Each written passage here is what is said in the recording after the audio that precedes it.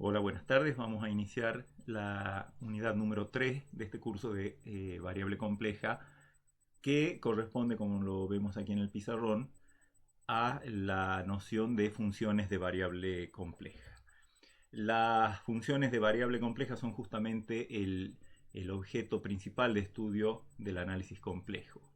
Y dentro de ello nosotros necesitamos primero explorar sobre las ideas generales de lo que es una función, más concretamente una función de variable compleja, ideas que nos van a parecer bastante conocidas, aunque ahora están en otro contexto, por lo tanto vamos a estar atentos a eso, que son las ideas de límites, continuidad y derivabilidad. Particularmente vamos a ver un concepto fundamental respecto de la derivabilidad, que es la analiticidad, que es el meollo, digamos, el punto central de la teoría de las funciones de variable compleja, a tal punto que muchos de estos cursos de variable compleja se llaman teorías de las funciones analíticas. La analiticidad es fundamental. Se basa en el concepto de derivabilidad. Derivabilidad se basa en el concepto de límite y de continuidad. Por lo tanto, vamos a hacer una introducción de todos estos conceptos. Muchos de ellos les van a sonar conocidos, como les digo, viniendo de la variable real. Y lo que vamos a hacer es extenderlos al campo complejo, a esos conceptos, y lo vamos a hacer de manera bastante formal, pero cuidadosa, y tratando de mantener la rigurosidad para que se logre entender y se logre un buen manejo de los conceptos importantes que tenemos respecto de las funciones de variable compleja. Así que, bueno, vamos a empezar ese desarrollo. Primero vamos a empezar con un estudio, digamos, un recordatorio general de conceptos asociados a la idea de función, ¿sí? Por supuesto, todos tenemos la idea de lo que es una función de un dominio X en un codominio Y, aquello que cumple es una manera de asignar una correspondencia entre elementos de X y elementos de Y, con la condición de que cada elemento de X esté relacionado con uno y solo un elemento de Y. O sea, aquello de la existencia y unicidad. No vamos a ir, digamos, no vamos a llegar tan abajo, pero a partir de allí vamos a arrancar. Y vamos a, por las dudas no lo hayan visto en cursos anteriores, ¿qué es la imagen de un conjunto a través de una función? O sea, las funciones en realidad uno se las imagina como pares ordenados, como transformando puntos de X en puntos de Y, pero también las podemos imaginar transformando conjuntos enteros. ¿Cómo? Simplemente, ¿cómo transforma una función un conjunto entero? Simplemente viendo cuáles son las imágenes de cada uno de los puntos de ese conjunto que estamos considerando. Formalizamos esto de la manera que sigue. Si yo tengo un subconjunto A del dominio de definición de la función, la imagen del conjunto A través de F, que vamos a simbolizar con F de A, va a ser simplemente la familia o el conjunto de todos los elementos de I que son el transformado de algún elemento del conjunto A. Es decir, aquellos elementos de I tales que existe un elemento X en A, tal que transformado ese elemento X por la función F llega ahí. Lo podemos escribir bastante más fácil y es costumbre nuestra hacerlo. Simplemente f de A es el conjunto de todas las imágenes de los elementos del conjunto A. Por lo tanto, el conjunto de todos los elementos de la forma f de x conforme x varía en A.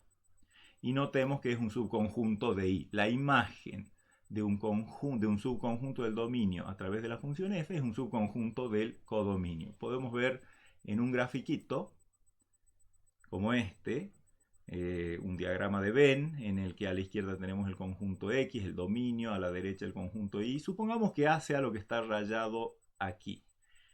Sabemos que cada elemento de X está relacionado con exactamente un elemento de Y, así que ¿qué es lo que yo tengo que hacer para ver quién es f de A? Simplemente tengo que ver la imagen de cada uno de los elementos de A. Pueden ocurrir un montón de cosas, por ejemplo, que dos elementos diferentes, como estos dos que estoy señalando con el mouse, vayan a un mismo elemento. Ese elemento al que van, si el X al que le aplico la función está en A, su transformado va a estar en f de A. Y f de A va a ser la colección de todos los transformados de los elementos de A. Podría ocurrir, por ejemplo, como en este caso, fíjense este punto, es la imagen de un punto que está en A y también es la imagen de un punto que no está en A. Sin embargo, el punto este está en f de A por ser la imagen de al menos un elemento de A, independientemente de que pueda ser la imagen de otros elementos, ¿sí? Por supuesto que en I puede haber elementos que estén fuera de f de A. ¿Por qué? Porque no tienen ningún antecedente o porque si tienen algún antecedente, ninguno de sus antecedentes está en A. ¿Mm? Bien, o sea que para obtener f de A yo simplemente agarro todos los elementos de A, los transformo uno a uno y eso me va a dar absolutamente todos los elementos de f de A.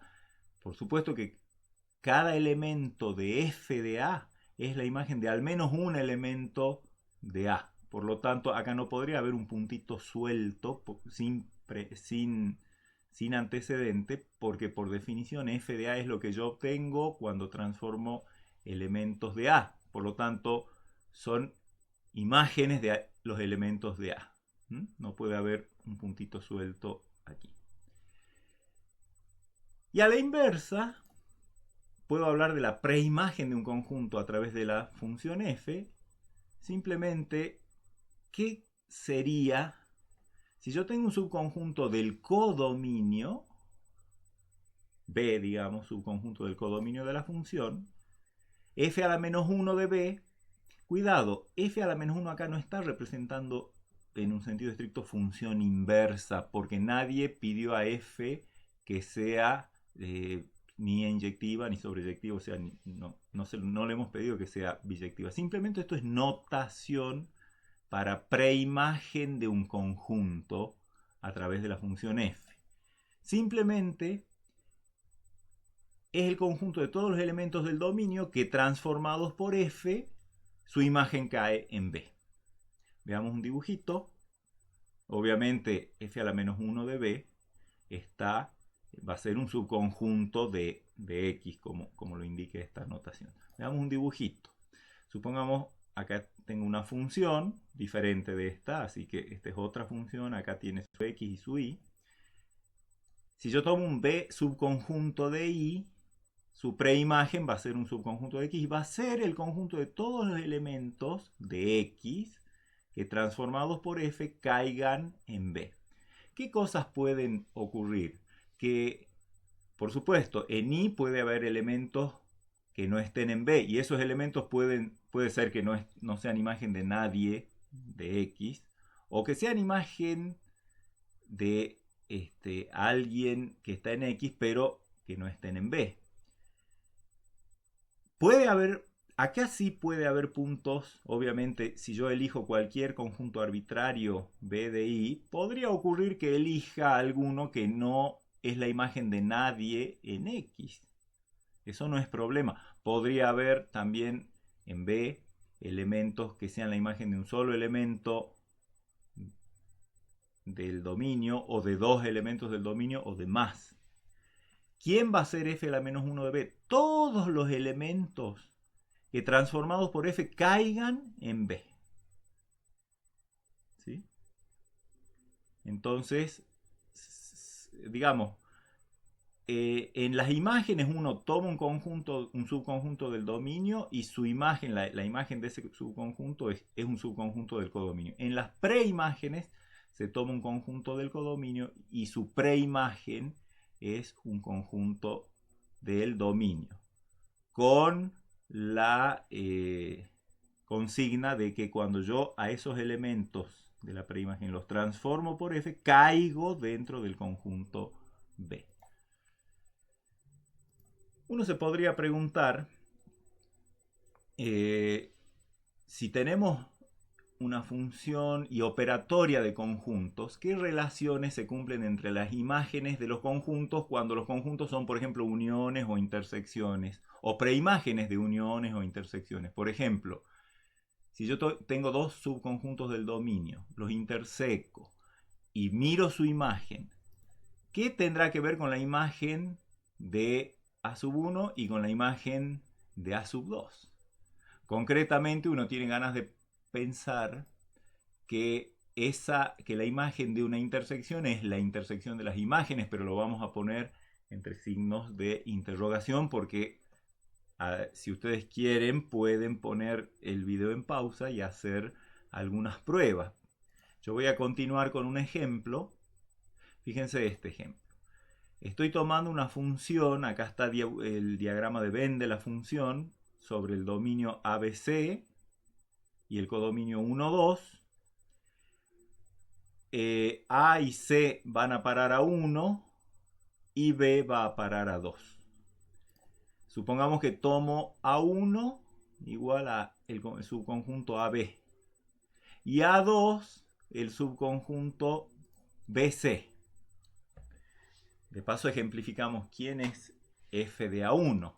F de A1 yo tengo que tomar todos los elementos de A1, que son el A y el B, y ver a quién van a parar. El A va al 1, el B va a 2, los 1 a todos en un solo conjunto. Bueno, ya lo vamos a ver dentro de un rato. Por lo pronto voy a evaluar quién es f de la intersección de A1 y A2. La intersección es B. ¿Sí? Y por lo tanto, ¿quién es f? ¿Cuál es la imagen de esa intersección? La imagen de esa intersección es la imagen de B, solamente que es el 2. ¿Ok? Y ahora sí pienso en f de A1, como les decía hace un ratito, eso es el conjunto 1, 2. Y la imagen de A2 es BC, esto que está acá, este es el subconjunto A2. Su imagen es el B va al 2, el C va al 1, por lo tanto su imagen también es 1, 2. O sea que f de A1 y f de A2 en este ejemplo son iguales y por lo tanto la intersección de las dos imágenes, f de A1 intersección f de A2 siendo el mismo conjunto, va a ser 1, 2. Y acá vemos que entonces no es lo mismo que la imagen de la intersección. La imagen de la intersección es 2, la intersección de las imágenes es 1, 2, en este caso es más grande, pero no son iguales, así que cae esta conjetura. Sin embargo, acá uno mira y f de la intersección, o sea, la imagen de la intersección está contenida en la intersección de las imágenes. Resulta que eso es una cosa que siempre va a ocurrir. Si yo tengo una función arbitraria de x en y, dos subconjuntos del dominio A1 y A2, y miro, digamos, hago la intersección de esos dos subconjuntos del dominio, que va a ser otro subconjunto del dominio, y miro su imagen. Esa imagen de la intersección siempre va a estar contenida en la intersección de las imágenes individuales de A1 y de A2. ¿Cómo se demuestra eso? Bueno, tomemos un elemento de acá, le podemos llamar y, pensando que va a estar en el codominio, obviamente, sea y perteneciente a la imagen de este conjunto. Por definición, un elemento que está en la imagen de un conjunto es porque es la imagen de algún elemento del conjunto por f, o sea, existe un x en este conjunto que transformado por f me da justamente y. Esa es la condición para estar acá. Esa es la definición. Ahora, ese x está en A1 intersección A2, o sea, en particular está en A1. E y es igual a f de x con ese x en A1. O sea, como x está en A1 y el y este que yo tomé, elemento de este conjunto, es el transformado de ese x, entonces ese y ¿a quién va a pertenecer? Es la imagen de alguien que está en A1, por lo tanto está en la imagen de A1. Y similarmente, como x está en A2 y f de x es igual a y, también y está en la imagen de A2. Esto sale simplemente por las definiciones que hemos hecho en las diapositivas en la diapositiva anterior. Así que ya vemos que ese I entonces está por un lado en f de A1 y está en f de A2, por lo tanto está en f de A1 intersección A2. Así que hemos tomado un I arbitrario y hemos visto que un I arbitrario aquí y hemos visto que ese mismo I está acá, por lo tanto tenemos la contención. De la misma manera, y les sugiero que lo hagan, es un ejercicio, pero es un ejercicio interesante que les va a sumar muchísimo a su gimnasia matemática, por lo tanto les recomiendo que lo hagan, es demostrar estas propiedades que yo se las voy a enunciar acá, se las dejo, insisto, como ejercicios y ustedes traten de hacer y si no pueden nos consultan, pero es saludable y no son imposibles de hacer estos ejercicios. Si yo tengo una función cualquiera de x en y, supongamos que tengo dos conjuntos A y E del dominio, dos subconjuntos del dominio, y también aparte una familia arbitraria de subconjuntos del dominio. O sea, A, E y cada A sub K, con K en donde sea, es una familia, son todos subconjuntos del dominio. ¿Qué podemos decir de cómo se comporta el hecho de tomar imágenes de conjuntos? Cumple una serie de propiedades. Primero, que si A está contenido en E, entonces f de A está contenido en f de E. O sea, las imágenes son monótonas respecto de la inclusión de conjuntos. La imagen de un conjunto contenido en otro, si A está contenido en E, la imagen de A está contenido en la imagen de E. Ahora, digamos, nosotros estudiamos propiedades generales de las imágenes de función, de las preimágenes de función. Hay veces que podemos afirmar más cosas si la función tiene ciertas características, como por ejemplo ser inyectiva. Si una función es inyectiva, la imagen del complemento de un conjunto está contenida en el complemento de la imagen del conjunto.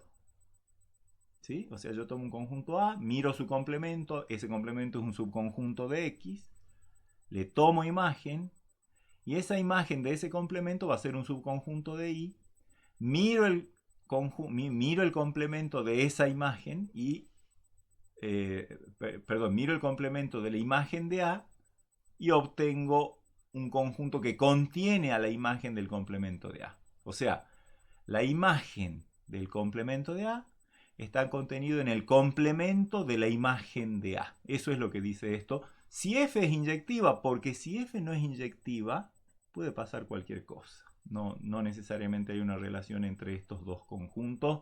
Hagan ejemplos, los van a encontrar.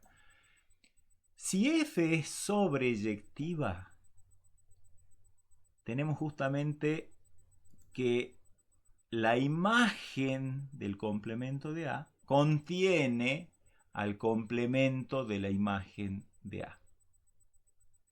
Y por lo tanto, si es biyectiva la función, se van a cumplir estas dos cosas porque es a la vez inyectiva y sobreyectiva, con lo cual la imagen del complemento va a ser igual al complemento de la imagen. Bonitos ejercicios de demostrar todos ellos. Y sobre todo ver por qué hace falta en cada caso la inyectividad o la sobreyectividad.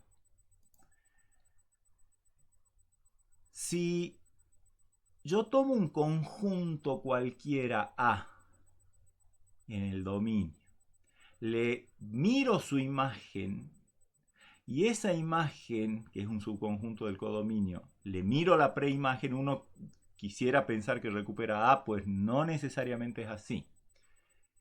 Si yo tomo A, le calculo imagen y a esa imagen de A le miro la preimagen, obtengo un conjunto que puede ser más grande que A. En general, A está contenido en la preimagen de su imagen.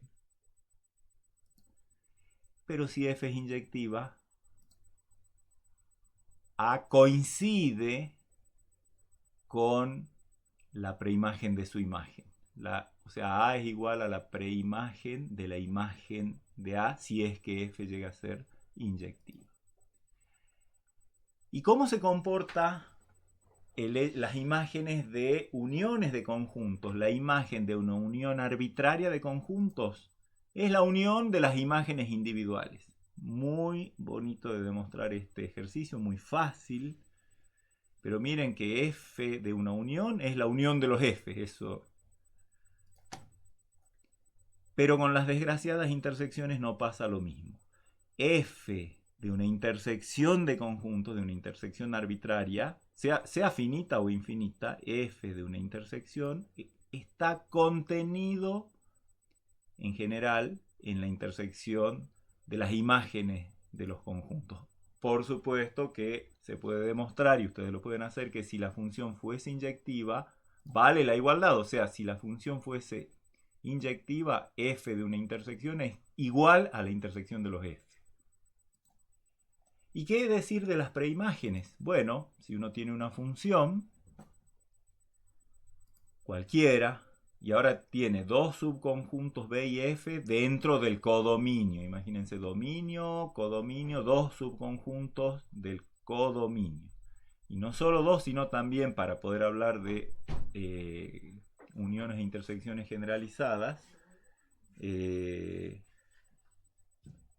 una familia de subconjuntos del codominio B sub K con K en lambda. ¿Qué podemos decir de cómo se comporta el hecho de tomar preimágenes? Tenemos las siguientes propiedades.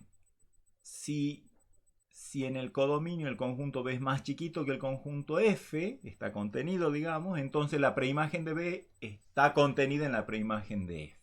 También hay monotonía respecto de la inclusión en esto de tomar preimágenes. La preimagen del complemento de un conjunto, directamente, siempre sin necesidad de que f sea nada, es igual al complemento de la preimagen del conjunto. ¿Se acuerdan que en la diapositiva anterior f de un complemento estaba contenido en el complemento de la imagen? Bueno, con las preimágenes pasa esto, que la preimagen de un complemento es igual al complemento de la preimagen, sin condiciones para f.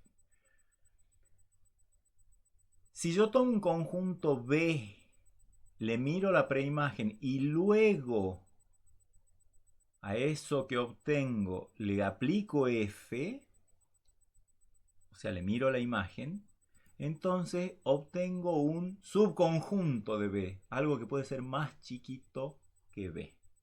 Pero si f es sobreyectiva, vale la igualdad. O sea, si f fuera sobreyectiva, f de f a la menos 1, o sea, si f es sobreyectiva, la imagen de la preimagen de B es igual a B. ¿Y qué decir con respecto a las preimágenes de uniones e intersecciones arbitrarias? La preimagen se comporta hermosamente, así como con los complementos. La preimagen de una unión arbitraria es directamente igual a la unión de las preimágenes de los elementos de los subconjuntos individuales. Y la preimagen de una intersección arbitraria es igual a la intersección de las preimágenes de los elementos individuales. O sea que con la preimagen prácticamente la preimagen respecto de las uniones y de las intersecciones se porta muy bien. Las imágenes son las que, para portarse así, también necesitan condiciones sobre F. Bien, y un último concepto que deberíamos repasar es qué significa restringir una función. Recuerden que dos funciones son iguales cuando tienen el mismo dominio, el mismo codominio, y los puntos, cada punto del dominio va a parar al mismo punto del codominio. Muchas veces uno quiere trabajar, y en variable compleja ocurre bastante, con funciones que tienen el dominio un poco más chico que una función con la que estaba trabajando. Y la idea justamente es entonces restringir el dominio, y entonces hablamos de restricción de funciones. ¿Cómo es formalmente la cosa? Si yo tengo una función que va de un dominio X a un codominio Y, y tengo un subconjunto del dominio, la restricción de la función a ese subconjunto del dominio, o sea, la restricción de f a s, es técnicamente una nueva función cuyo dominio ahora pasa a ser S, le vamos a llamar G por el momento a esta nueva función, pasa a ser S el dominio y el codominio sigue siendo el mismo, y a cada X de S se le asigna el mismo elemento de i que le asignaba f. O sea, en otras palabras, la restricción de una función es justamente recortarle un poco el dominio, pero no cambiar la forma en que se relacionan los elementos del codominio con los elementos.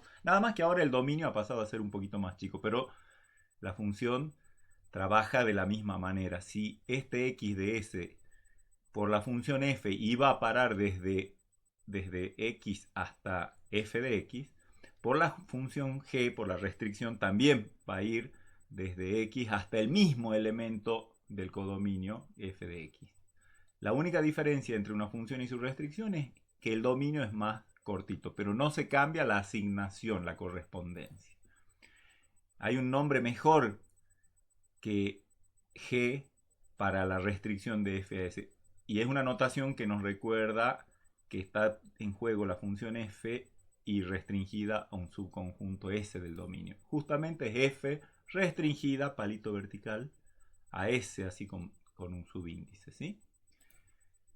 Fíjense que si yo tengo un subconjunto de S, ahora le podría calcular imagen a ese conjunto A tanto por f como por la restricción f barra s.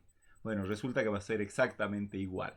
¿Por qué? Porque no se cambian las maneras de hacer corresponder parejita. Lo único que se cambia es que hay menos parejitas nada más.